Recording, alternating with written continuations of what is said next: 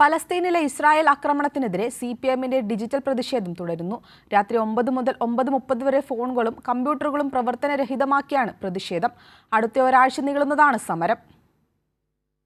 Israel ഗാസയിൽ നടത്തുന്ന വംശഹത്യയ്ക്കും അവർക്ക് ധനസഹായം നൽകുന്ന മുതലാളിത്ത ശക്തികൾക്കുമെതിരെ സൈലൻസ് ഫോർ ഗാസ എന്ന ആഗോള ക്യാമ്പയിനിൽ പങ്കുചേർന്നാണ് CPIഎമ്മിന്റെ ഡിജിറ്റൽ സമരം.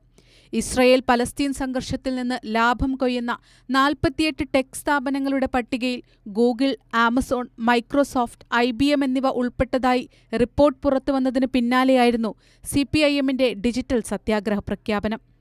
സമരത്തിലൂടെ മൈക്രോസോഫ്റ്റ് ഉൾപ്പെടെയുള്ള കമ്പനികൾക്ക് പലസ്തീൻ ജനതയോട് ഐക്യദാർഢ്യം പ്രകടിപ്പിക്കുന്ന സന്ദേശം നൽകാൻ സഹായിക്കുമെന്ന് CPIഎം വ്യക്തമാക്കി.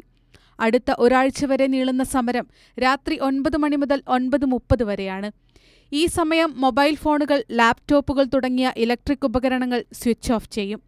ഗാസയിൽ വെടിനിർത്തലിനുള്ള ശ്രമങ്ങൾ അമേരിക്കയുടെ ഭാഗത്തുനിന്ന് ഉണ്ടാകുന്നില്ലെന്നും ഏറ്റവും കൂടുതൽ കൊല ചെയ്യപ്പെടുന്നത് കുഞ്ഞുങ്ങളും സ്ത്രീകളുമാണെന്നും CPIഎം ജനറൽ സെക്രട്ടറി MA ബേബി പറഞ്ഞു. അതേസമയം സോഷ്യൽ മീഡിയയിലുടനീളം സൈലൻസ് ഫോർ ഗാസ ക്യാമ്പയിൻ നിറയുകയാണ്. News desk, Kairali news.